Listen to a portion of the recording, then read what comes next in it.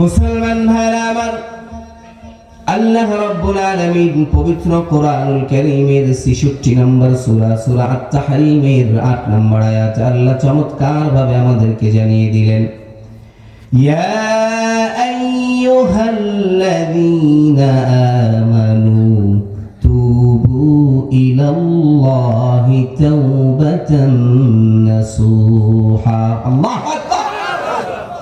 আল্লাহ রাব্বুল আলামিন বললেন, ইয়া আইয়ুহাল্লাযীনা আমানু তুবু ইলাল্লাহি তাওবাতান নাসুহা।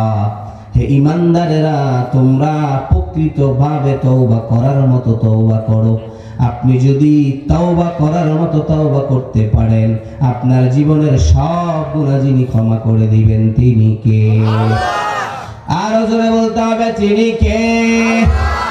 এজন্য আল্লাহ বলেন, ইয়া আইয়ুহাল্লাযীনা আমানু তুবু ইলাল্লাহি তাওবাতান নাসুহা। হে ঈমানদাররা, তোমরা প্রকৃত তওবা করার মতো তওবা করো।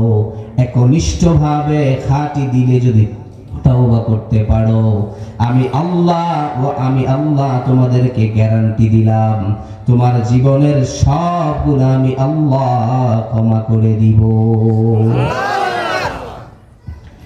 আমাদের মধ্যে কেউ এমন আছে নাকি যার কোনো গুনাহ নাই? আছে? থাকলে একটু হাত তোলেন। আছে কেউ? গুনাহ নাই আপনার? মাশাআল্লাহ। আপনি নামাজের পর ওয়াজ শেষ হলে আমার সাথে দেখা করবেন, আপনার সাথে আমি মোলাকাত করতে হবে। মুসলমান ভাইরা আমার, বিশ্বনবী মুহাম্মদুর রাসূলুল্লাহ সাল্লাল্লাহু আলাইহি ওয়াসাল্লাম বলেছেন, কুল্লুকুম খাত্তাউন ওয়া খায়রুল খাত্তাইন আত-তাওয়াবুন। তোমাদের মধ্যে যারা আছো সকলেই গুনাহগার। আমি যদি আপনাকে বলি, আপনার মনে হতে পারে জেনা করি না, সুদ খাই না, ঘুষ খাই না, অন্য কারো হক নষ্ট করি না, তাহলে আমি কেমন নামাজ ছাড়ি না, যাকাত প্রদান করি, সবকিছু করি, রোজা রাখি, তাহলে তো আমার গুনাহ নাই। বুঝার জন্য বলি, আপনি যে আল্লাহ তাআলার নিয়ামতগুলো দেখছেন, এগুলো দেখার পর যদি শুকরিয়া আদায় না করেন, তারপরেও সগীরা গুনাহ আছে না নাই? এজন্য বিশ্বনবী বলেছেন, কুল্লুকুম খাত্তাউন। তোমরা যারা আছো সকলেই হলে গুনাহগার। খায়রুল খাত্তাইন আত-তাওয়াবুন। তবে তোমাদের মধ্যে উত্তম পাপী হলো ওই ব্যক্তি যে তওবা করার, যে গুনাহ করার পরে তওবা করে নেয়। মুসলমান ভাইরা আমার আপনার গুনাহ হবে, এটা স্বাভাবিক বিষয়। কারণ আল্লাহ তাআলা আমাদেরকে দুর্বল করে বানিয়েছেন, আর আমরা গুনাহ করব এটা আল্লাহ তাআলা জানেন। এজন্য আল্লাহ তাআলা কোরআনুল কারীমে বলেছেন, ইন্নাল্লাহা গফুরুর রহিম। কারণ আল্লাহ হলো গফুর এবং রহিম। আল্লাহ তাআলা আমাদের গুনাহগুলো মাফ করে দেয়। আপনার গুনাহ যদি জমিন থেকে নিয়ে আসমান পর্যন্ত যে পরিমাণ খালি জায়গা আছে, গোটা খালি জায়গা কেউ যদি আপনার গুনাহ ভরে দেয়, অর্থাৎ আপনার গুনাহ যদি এত পরিমাণ হয়, আপনার গুনাহ দিয়ে গোটা পৃথিবীটা ভরে গিয়েছে, আল্লাহ বলেন তাও কোনো সমস্যা নাই, শুধু ফিরে এসে একবার স্বীকারোক্তি দাও, আর আমি আল্লাহকে ডাক দিয়ে বলো আস্তাগফিরুল্লাহ। আমার আল্লাহ বলেন, তুমি ক্ষমা চাইতে দেরি হবে, আমি আল্লাহ ক্ষমা করতে দেরি হবে না। এজন্য মুসলমান ভাইরা আমার, আল্লাহ রাব্বুল আলামিন বললেন, ইয়া আইয়ুহাল্লাযীনা আমানু তুবু ইলাল্লাহি তাওবাতান নাসুহা। হে ঈমানদারেরা, গুনাহ করেছো, বিচলিত হওয়ার কোনো কারণ নাই। ঈমানদারেরা, গুনাহ করেছো, বিচলিত হওয়ার কোনো অবকাশ নাই। শুধু তুমি তোমার রবের দরবারে একটু স্বীকারোক্তি দাও, আর বলো আল্লাহ অপরাধ হয়েছে, ক্ষমা করে দাও।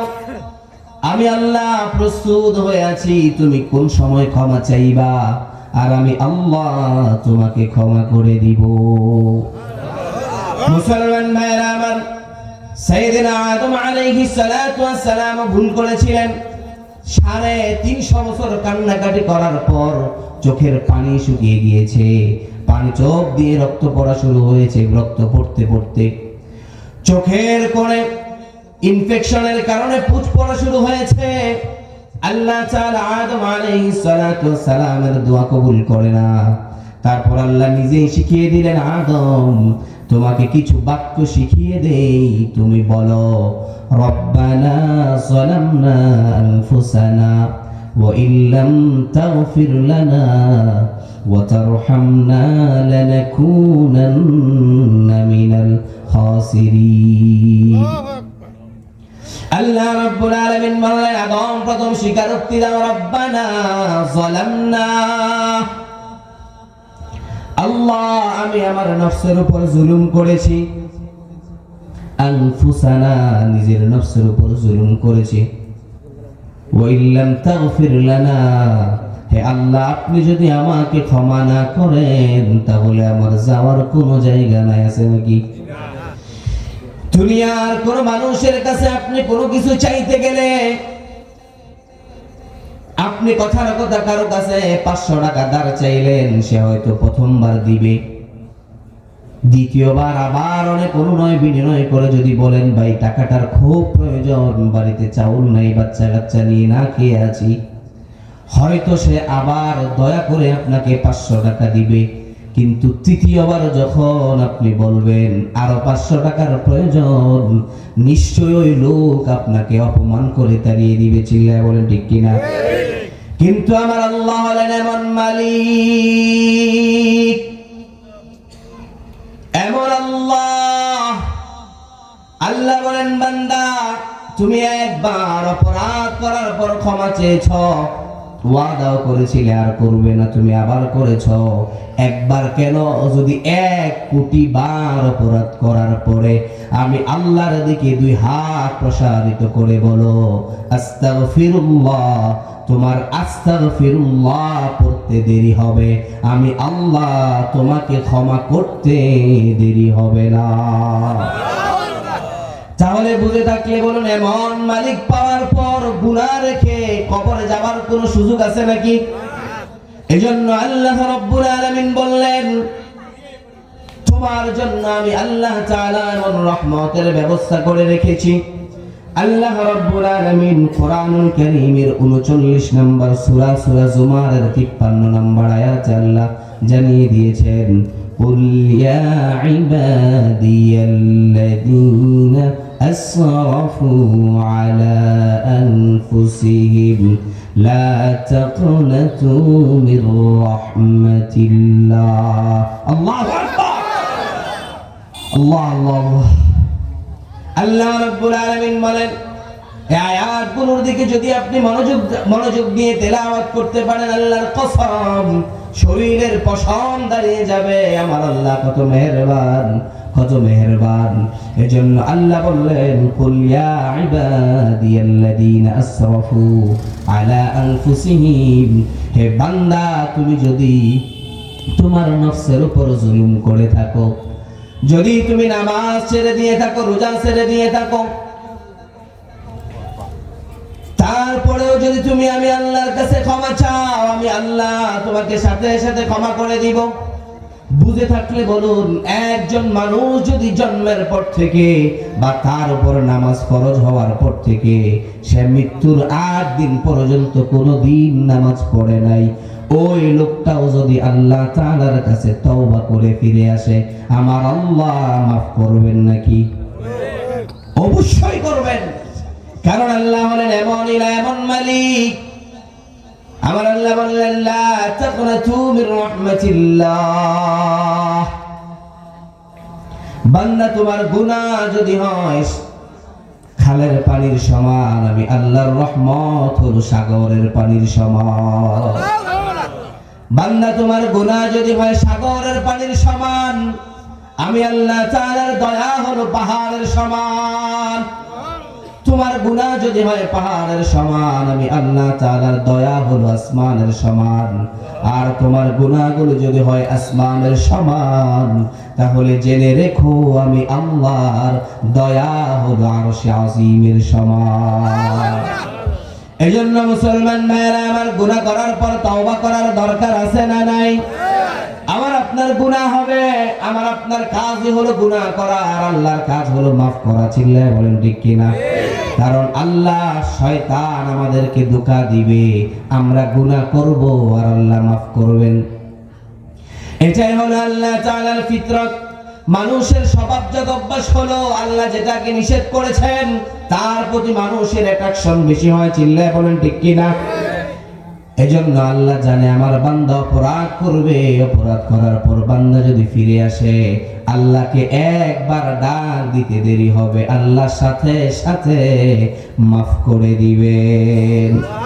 এজন্য আল্লাহ বলেছেন قل يا عبادي الذين أسرفوا على أنفسهم لا تقنطوا من رحمة الله।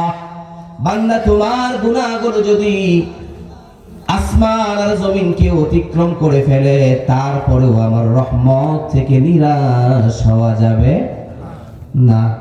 আল্লাহ তাআলার রহমত থেকে কোনো বান্দা খালি হাতে ফেরত আসে না। এজন্য আমরা গুনাহ করার পর যদি তওবা করতে পারি আমাদের গুনাহগুলো যিনি ক্ষমা করে দিবেন তিনি কে? আর জোরে বলতে হবে তিনি কে? শয়তান আর মানুষের মাঝে মৌলিক একটা পার্থক্য হলো শয়তান গুনাহ করার পর ওই গুনাহের মধ্যে অটল থাকে, আর মানুষ অপরাধ করার পর অপরাধ থেকে অনুসূচিত হয়ে আল্লাহর কাছে ক্ষমা চায়। ঠিক কিনা? মুসলমান ভাইরা আমার, সাইয়েদনা আদম আলাইহিস সালাতু ওয়াস সালাম ভুল করেছিলেন। আদম আলাইহিস সালাতু ওয়াস সালামকে আল্লাহ তাআলা নবুয়তের মর্যাদা দিলেন। খেয়াল করে বুঝতে হবে শয়তানও ভুল করেছিলেন, কিন্তু আল্লাহ তাআলা মারদুদ বলে জান্নাত থেকে তাড়িয়ে দিয়েছেন। দুইজনের অপরাধ সমান ছিল, দুইজনে আল্লাহ তাআলার আদেশ মানে নাই, কিন্তু তারপরে আল্লাহ তাআলা একজনকে বিতাড়িত করলেন, আরেকজনকে আল্লাহ তাআলা নবুয়ত দিলেন। তাহলে বোঝা যায় এই দুইটার মধ্যে কিছু না কিছু পার্থক্য আছে না নাই? জোরে বলেন আছে না নাই?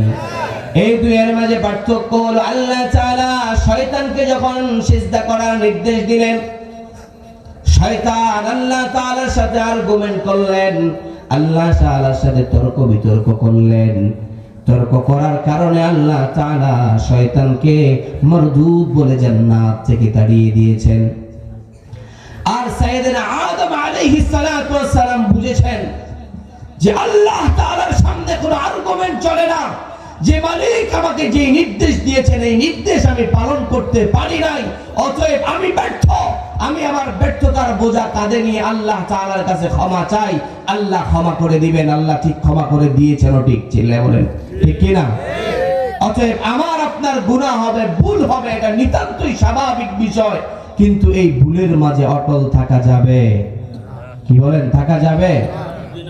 এই জন্য ভুলের মাঝে অটল থাকা যাবে না। আমার আপনার যার যা কিছু গুনাহ হয়ে যায় সাথে সাথে তওবা করার দরকার আছে না নাই? আর জোরে বলতে হবে আছে না নাই? মুসলমান ভাইরা আমার, এজন্য আল্লাহ রাব্বুল আলামিন কোরআনুল কারীমের অন্য জায়গায় বলেছেন লা তায়াসু মির রাউহিল্লাহ ইন্নাহু ইয়ায়াসু মির রাউহিল্লাহি ইল্লাল কওমুল কাফিরিন। ইল্লাল কওমুল কাফিরুন। আল্লাহ তাআলা বললেন তুমি যত বড় অপরাধী হও আমার রহমত থেকে নিরাশ হয় না। রহমত থেকে নিরাশ হবে শুধুমাত্র ওই ব্যক্তি যে কাফের মুশরিক, যে আল্লাহ তাআলাকে মানে না। এজন্য বুঝে থাকলে বলুন, কোন একটা কাফের মুশরিকও জান্নাতে যাবে নাকি? একজন কাফের মুশরিকও জান্নাতে যাবে না। আমরা সকলেই পাপী। আমরা আমাদের পাপগুলোকে যদি স্বীকার করে আল্লাহ তাআলার কাছে ক্ষমা চাই, যিনি ক্ষমা করে দিবেন তিনি কে?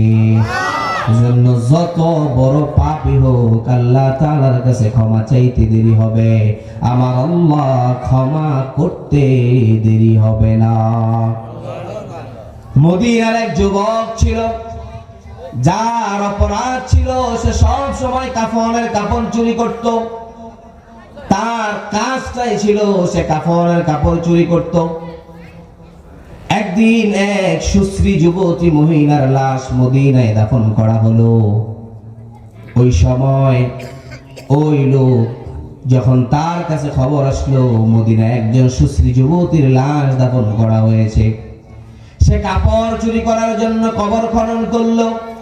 কবর খনন করার পর ওই মাইয়েতের শরীর থেকে যখন কাফনের কাপড় টান দিল, দেখলো একজন সুশ্রী যুবতীর লাশ মৃতদেহ কবরে শুয়ে আছে। এটা দেখার পর তার মনের মধ্যে খায়েশাত জন্মালো, গুনাহ করার প্রবণতা জাগলো।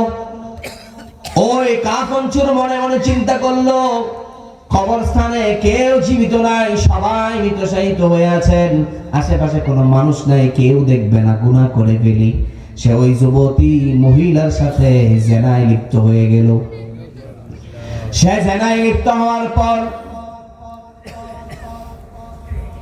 জেনা কমপ্লিট হয়ে যাওয়ার পর যখন সে কবর থেকে উঠছিল, ওই সময় ওই কবরের লাশ তাকে উদ্দেশ্য করে বলল, হে যুবক, তুমি এটা কি করলে আমার সাথে? কেমন অপরাধ আমার সাথে করলে? কারণ কাল কিয়ামতের দিন গোটা মানুষগুলো যখন পাক অবস্থায়, পবিত্র অবস্থায় আল্লাহ তাআলার সামনে দাঁড়াবে, তুমি আজকে আমার সাথে যে কাজ করেছ, কিয়ামতের দিন কোটি কোটি মানুষের সামনে আমাকে নাপাক অবস্থায় দাঁড়াতে হবে। এই কথা যুবক যখন তার কানে গেল, যুবক প্রথমে এভাবে চিন্তা করে নাই, তার মনের মধ্যে একটু অনুশোচনা আসলো। সে চিন্তা করলো, আসলেই তো মারাত্মক একটা গুনাহ করে ফেলেছি, এখন আমার গুনাহের পরিত্রাণ পাওয়ার উপায় কি? যুবক সাইয়েদনা ওমর ফারুক রাদিয়াল্লাহু তাআলা আনহুর কাছে গিয়ে বললেন, খলিফাতুল মুসলিমিন, আমি তো এমন একটা গুনাহ করে ফেলেছি, আমার মনে হয় আমার গুনাহের কোনো ক্ষমা নেই। ওমর ফারুক রাদিয়াল্লাহু তাআলা আনহু জানতে চাইলেন, কি গুনাহ করেছো? যুবক ঘটনার বৃত্তান্ত করলেন, খুলে বললেন, আমার পেশা হলো কাফনের কাপড় চুরি করা, কিন্তু গত রাতে আমি কাফনের কাপড় ধরে যখন টান দিলাম, তখন ওই মাইয়িতের লাশ দেখার পর আমার মনের মধ্যে খায়েশাত জন্মালো, আমি একটু গুনাহে লিপ্ত হয়ে গেলাম, জিনা করে ফেলেছি। ওমর রাদিয়াল্লাহু তাআলা আনহু বললেন, নিশ্চয়ই তুমি মারাত্মক গুনাহ করেছ, এই গুনার হয়তো কোনো ক্ষমা নাই। এবার বেচারা চিন্তায় পড়ে গেলেন, মনে মনে ভাবলেন, ওমর যেহেতু একটু রাগী মানুষ, হয়তো এজন্য আমাকে তাড়িয়ে দিয়েছেন, তাহলে আবু বকরের কাছে যাই, আবু বকর হয়তো আমাকে একটা সলিউশন দিবে। আবু বকর রাদিয়াল্লাহু তাআলা আনহু এর কাছে গেলেন। আবু বকর শোনার পর সেও বললেন, তুমি মারাত্মক গুনাহ করেছো। এবার ওই যুবক তার মনে মনে চিন্তা করলেন, হায় রে, আবু বকর নরম দিলের মানুষ, সেও বলে আমি নাকি মারাত্মক গুনাহ করেছি, যাব কোথায়? চিন্তা করলো, আল্লাহ তাআলা কোরআনে বলেছেন, ওয়ামা আরসালনাকা ইল্লা রাহমাতাল লিল আলামিন। আল্লাহ রাব্বুল আলামিন বলেছেন, হে নবী, আপনাকে আমি গোটা জগতের জন্য রহমত স্বরূপ প্রেরণ করেছি। অতএব আল্লাহ তাআলা যেহেতু আমার আপনার নবীকে রহমতের নবী হিসেবে প্রেরণ করেছেন, ওনার কাছে গেলে হয়তো কোনো সলিউশন পাওয়া যেতে পারে, কোনো সমাধান পাওয়া যেতে পারে। যুবক বিশ্বনবীর দরবারে গিয়ে বললেন, ইয়া রাসূলুল্লাহ, আমি তো জিনা করে ফেলেছি, অপরাধ করে ফেলেছি। বিশ্বনবী বললেন, তাহলে নিশ্চয়ই তুমি মারাত্মক গুনাহ করেছো। এবার যুবক বললেন, ইয়া রাসূলুল্লাহ, শুধু জিনা করেছি এখানেই শেষ নয়, আমার তো আরো মনে হয় মারাত্মক গুনাহ হয়েছে। যুবকের কাছে বিশ্বনবী জানতে চাইলেন গুনাহটা কি। এবার যুবক ঘটনার বৃত্তান্ত করে বললেন, ইয়া রাসূলুল্লাহ, যখন জিনা শেষ করে কবর থেকে উঠছিলাম, তখন ওই মাইয়িতের জবান থেকে আমি আওয়াজ শুনতে পেয়েছি, ওই মাইয়িতের জবান আল্লাহ তাআলা খুলে দিয়েছিলেন, এবং সে আমাকে বলেছে, হে যুবক, তুমি কি করলে এটা আমার সাথে? কিয়ামতের দিন সকল মানুষগুলো যেদিন আল্লাহ তাআলার সামনে পবিত্র অবস্থায় উঠবে, সেদিন আমাকে নাপাক অবস্থায় উঠতে হবে। এই কথা শোনার পর এবার বিশ্বনবী বললেন, আসলেই তুমি মারাত্মক গুনাহ করেছো। এই কথা শোনার পর ওই যুবক চিন্তা করলেন রাহমাতাল লিল আলামিন, দু জাহানের বাদশা সাইয়্যিদুল মুরসালিন, তিনিও যেহেতু বলেছেন আমি মারাত্মক গুনাহ করেছি, তাহলে হয়তো আমার এই গুনাহের কোনো ক্ষমা নাই। যুবক চিৎকার করে পাহাড়ের চূড়ায় উঠে গেলেন। যুবক পাহাড়ের চূড়ায় উঠে আল্লাহ তাআলার কাছে কায়েম অনুবাক্যে তাওবা করলেন। আর আল্লাহ তাআলার কাছে যখন কোনো মানুষ কায়েম অনুবাক্যে তাওবা করে, এই দৃশ্যটা দেখতে আমার আল্লাহর বড্ড ভালো লাগে। আল্লাহ তাআলার কাছে যখন কোনো বান্দা চোখের পানি ছেড়ে দেয়, এটা দেখতে আমার আল্লাহর খুব ভালো লাগে। আল্লাহ তাআলার কাছে কোনো বান্দা যখন রোনাজারি করে, এটা দেখতে আমার আল্লাহর খুব ভালো লাগে। যুবক যখন একদিন 3 দিন এমন করে 40 দিন অতিবাহিত হয়ে যাওয়ার পর আল্লাহ তাআলা জিবরাইল আমিনকে বিশ্বনবী সাল্লাল্লাহু আলাইহি ওয়াসাল্লামের কাছে পাঠালেন। জিবরাইল আমিন এসে বললেন, ইয়া রাসূলুল্লাহ, আল্লাহ তাআলা আপনাকে 3টা প্রশ্ন করতে পাঠিয়েছেন। কয়টা? জিবরাইল আমিন বিশ্বনবী সাল্লাল্লাহু আলাইহি ওয়াসাল্লামকে বললেন, ইয়া রাসূলুল্লাহ, আল্লাহ তাআলা জানতে চেয়েছেন সকল মাখলুককে সৃষ্টি করেছেন কে? আল্লাহ। বিশ্বনবী উত্তর দিলেন, আমি এবং গোটা পৃথিবীর সব মাখলুককে আল্লাহ তাআলা সৃষ্টি করেছেন। জিবরাইল আমিনের দ্বিতীয় প্রশ্ন, ইয়া রাসূলুল্লাহ, গোটা মাখলুককে রিজিক দেন কে? বিশ্বনবীও বললেন, আমি এবং গোটা মাখলুককে রিজিক দেন আল্লাহ। বিশ্বনবীর কাছে এবার জিবরাইল আমিন জানতে চাইলেন, ইয়া রাসূলুল্লাহ, আল্লাহ জানতে চেয়েছেন বান্দাকে ক্ষমা করেন কে?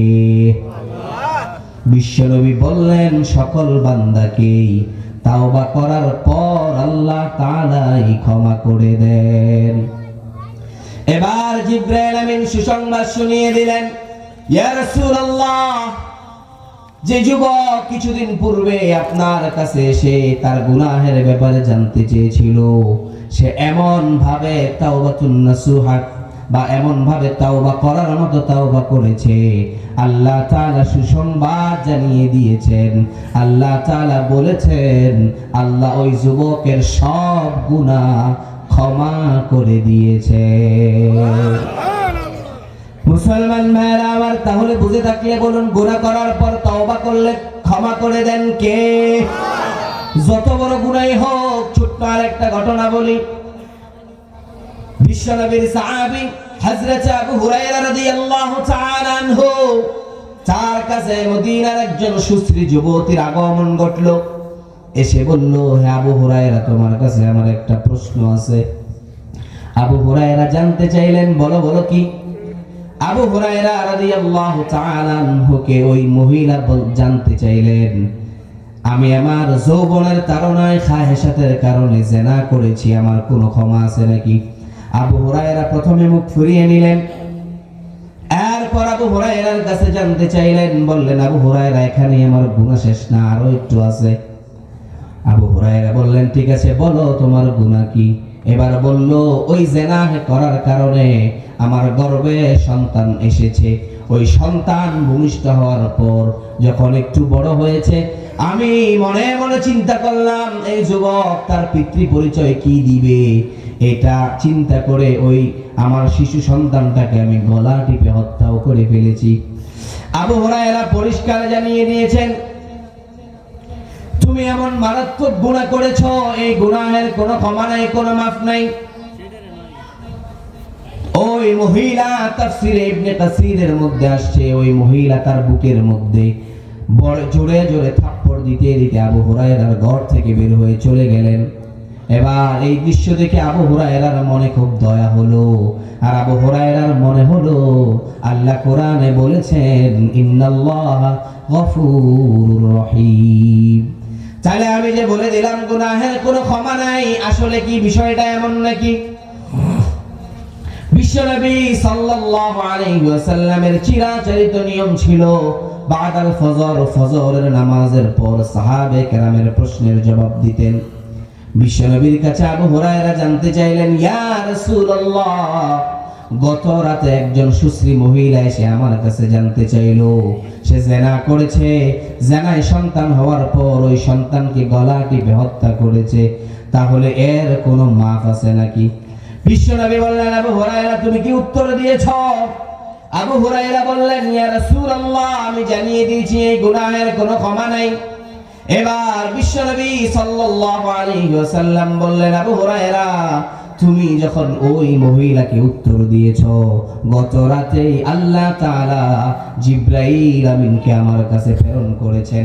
আল্লাহ তাআলা আয়াত নাযিল করে দিয়েছেন, ইল্লা মান তাবা ওয়া আমানা ওয়া আমিলা আমালান সালিহা ফাউলাইকা ইউবাদদিলুল্লাহু সাইয়্যাতিহিম হাসানাত। আল্লাহু আকবার।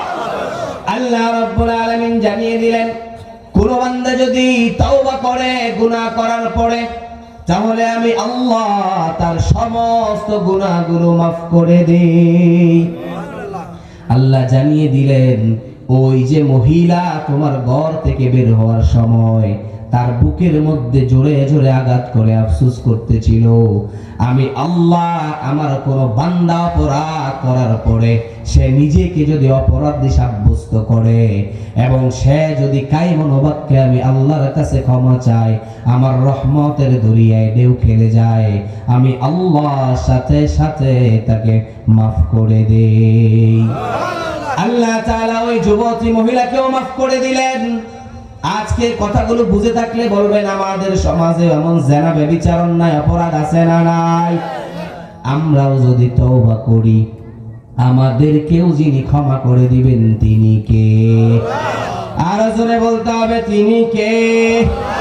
এজন্য মুসলমান ভাইরা আমার আল্লাহ বলেছেন শুধু গুনাহ ক্ষমা করে দে এমন নয়, আমি আল্লাহ তোমাদের গুনাহগুলোকে নেকি দ্বারা পরিবর্তন করে দেই। আপনার আমার প্রশ্ন হতে পারে, আল্লাহ তাআলা সব গুনাহ একবারে কেমন করে মাফ করে? আমি আপনাদেরকে সহজ একটা উদাহরণ দিলে বুঝবেন। মনে করেন কোন এক কম্পিউটার আছে না, কম্পিউটার চিনেন তো? কম্পিউটারে কেউ ফাইল তৈরি করলো, তার একটা ফাইল যদি ডিলিট করে দেওয়ার প্রয়োজন হয়, ডিলিট করতে পারে কি পারে না? বিশেষ করে যুবকরা বুঝবে, পারে কি পারে না? ওই ফাইলটা সে চাইলে ক্লিক করে ডিলিট করে দিতে পারে। আমার সহজ উদাহরণ দিলে, মনে করেন একটা কোম্পানি, তার কাজ হলো সে শুধু মানুষের নাম টাইপ করে। কি করে? মানুষদের নাম টাইপ করে। এখন সে 5 বছরে 5 লক্ষ মানুষের নাম টাইপ করছে। কত? 5 লক্ষ। এখন ওই কোম্পানির সরকার থেকে অর্ডার আসলো যে তুমি 10টা নাম ডিলিট করে দাও। 10টা নাম সিলেক্ট করে ডিলিট বাটনে ক্লিক করলে থাকবে? এই 10টা নাম ডিলিট হয়ে যাবে। এখন কথার কথা, মনে করেন কেউ ওই কোম্পানিকে নির্দেশ দিল যে আপনি এই 5 বছরে যে 5 লক্ষ নাম টাইপ করেছেন, এখন এই প্রজেক্ট সরকার বাতিল করে দিয়েছে, আপনি এই 5 লক্ষ নামই ডিলিট করে দেন। সবগুলোকে সিলেক্ট করে অল বাটনে টিপ দিলে ডিলিট হবে কি হবে না? তাহলে মানুষের বানানো কম্পিউটার দিয়ে যদি 5 বছরের আমলনামা এক টিপে শেষ করে দেওয়া যায়, আমার আল্লাহ তাআলার কি এই ক্ষমতা নাই যে আপনার সারা জীবনের গুনাহ এক তওবায় মাফ করে দিবে? আছে না নাই?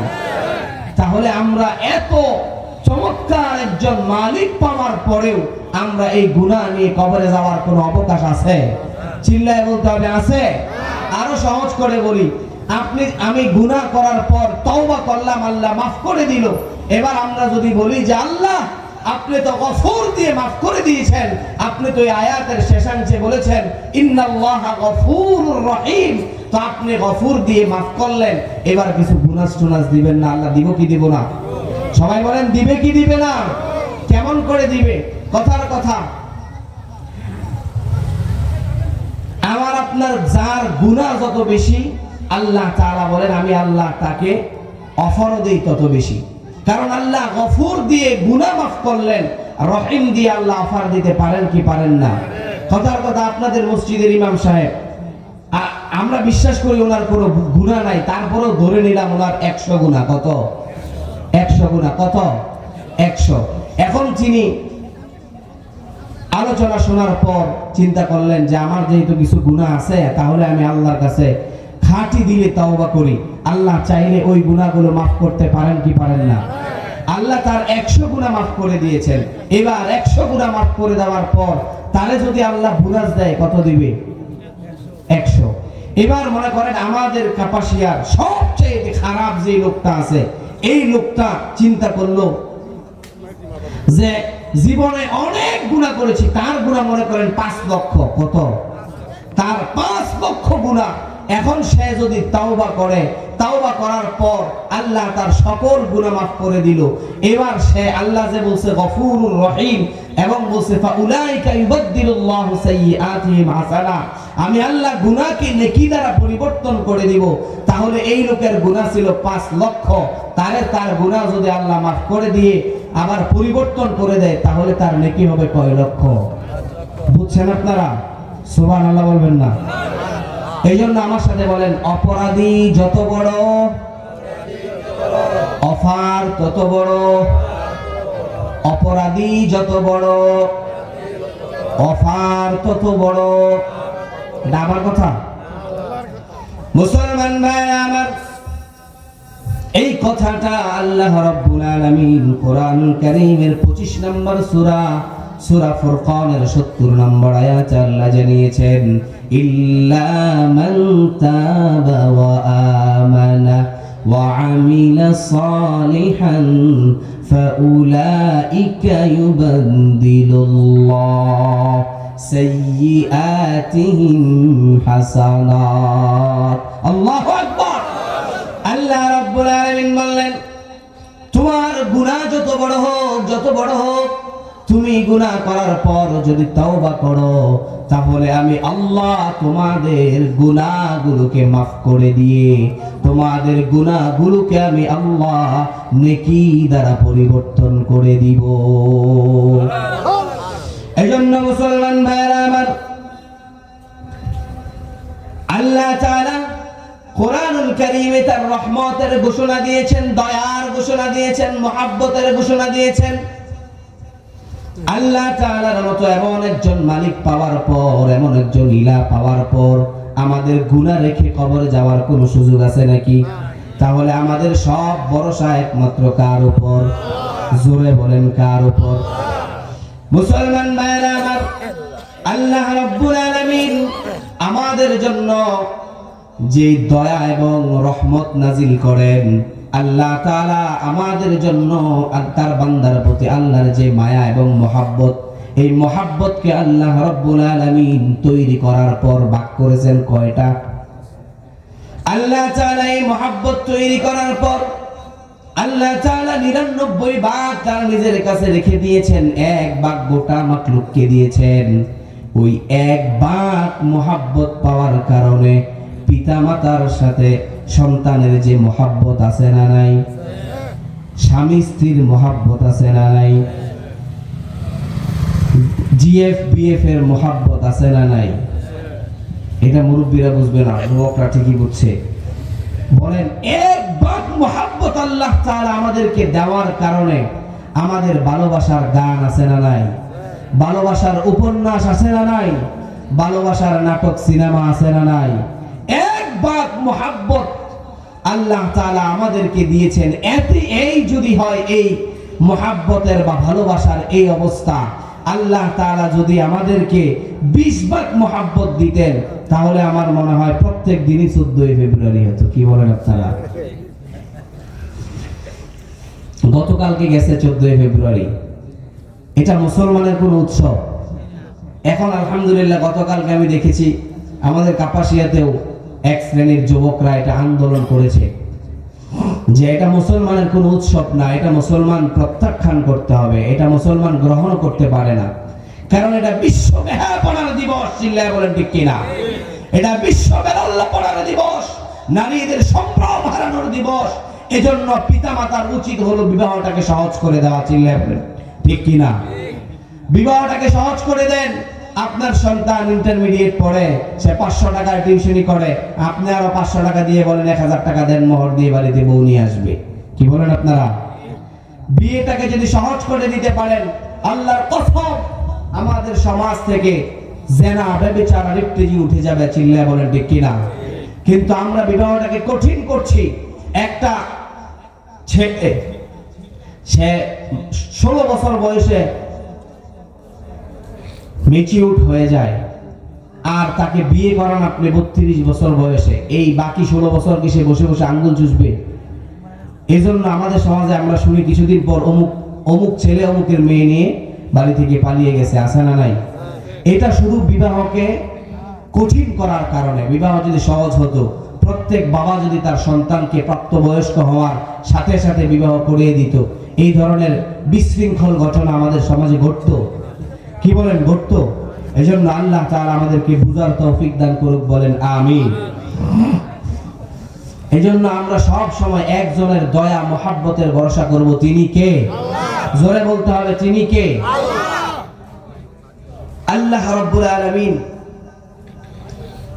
বনি ইসরাইলের জমানার একজন লোক ছিল, তাকে আল্লাহ তাআলা বলবেন উদখুলিল জান্নাতি বিরহমাতি, তুমি আমার রহমতে জান্নাতে প্রবেশ করো। Go to the paradise with my mercy. আল্লাহ তাআলা তাকে এটা বলার পর সে বলবে বালবি আমালি, আল্লাহ আমি তো জীবনে আমল কম করি নাই, আমি তো নামাজ ছাড়ি নাই, তাহাজ্জুদ কম পড়ি নাই। আল্লাহ বলবে তাই? তুমি জীবনে অনেক আমল করেছো, তাহলে চলো একটা হিসাব কষি। আমি আল্লাহ তোমাকে যে 2টা চোখ দিলাম, এই 2টা চোখ লাগবে না, একটা চোখকে এক পাল্লায় দাও, আর তোমার সারা জীবনের আমলগুলো আরেক পাল্লায় রাখো। দেখা যাবে চোখের পাল্লাটাই ভারী হয়ে যাবে। সুবহানাল্লাহ।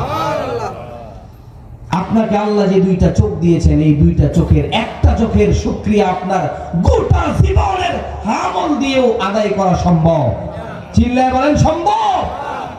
তারপরেও আমরা অনেকে মনে করি যে আমি তো নামাজ পড়ি, রোজা রাখি, আমার জান্নাতে যাওয়া ঠেকায় কে? আল্লাহর দয়া ছাড়া জান্নাতে যাওয়া সম্ভব হবে? বনি ইসরাইলের ওই যুবক বুঝবে, ওই বৃদ্ধ লোকটাও বুঝবে আল্লাহ তাআলার রহমত ছাড়া জান্নাতে যাওয়ার কোনো সুযোগ নাই। এই জন্য সেও আল্লাহ তাআলার কাছে ক্ষমা চাইবে, আল্লাহ আপনার রহমত ছাড়া আর জান্নাতে যাওয়া সম্ভব নয়।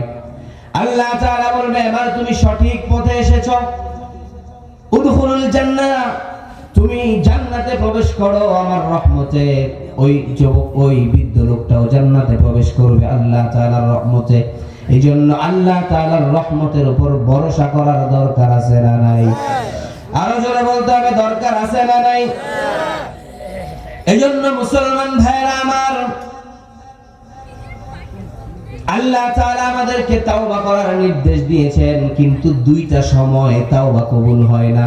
এক হলো বাদাল গরগরা, যখন মৃত্যু আপনার সন্নিকটে এসে যায়, অর্থাৎ মৃত্যু যখন গরগরার নিকট এসে যাবে, মালাকুল মউতকে যদি আপনি দেখে ফেলেন, তারপরে আপনার আর কোনো সময় তাওবা কবুল হবে না।